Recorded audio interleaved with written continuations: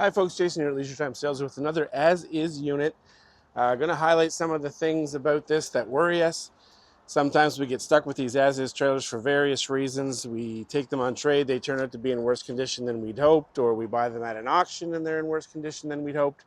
Either way, we generally do get around to fixing them.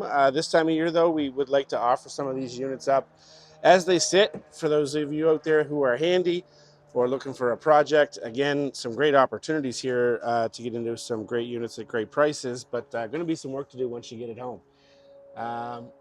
No issues here in the pass-through. A little bit of water there, but that just looks like someone left the door open. This unit at the end of the day could use a sweep for sure, but it is as it arrived. And there's a few things I'll show you on the inside as well. A little bit of rust on the frame, fairly typical for a travel trailer that's of this age. Again, not extremely old at a 2018 either. So it is a 22 RBS Cougar. You can see as you enter the unit, there is some fading on the linoleum floor as soon as you walk in. Great layout though for two people. Certainly something if you wanted to clean up the floor, either pick up the laminate and redo the subfloor, or just do click flooring over top of it is what we typically see people do with these as-is trailers. One spot here we're fairly sure some water has come in and around here, so probably due for a reseal. If this was something that you were interested in, certainly cleaning it up and resealing it would be required to get it to a place where you'd be comfortable with it.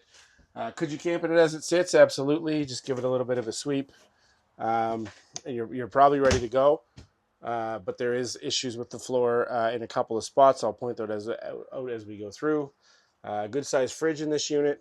The kitchen was well laid out with storage below and above. Microwave, 3-burner cooktop, good sized oven, high rise faucet over top of the 2-chamber stainless steel sink.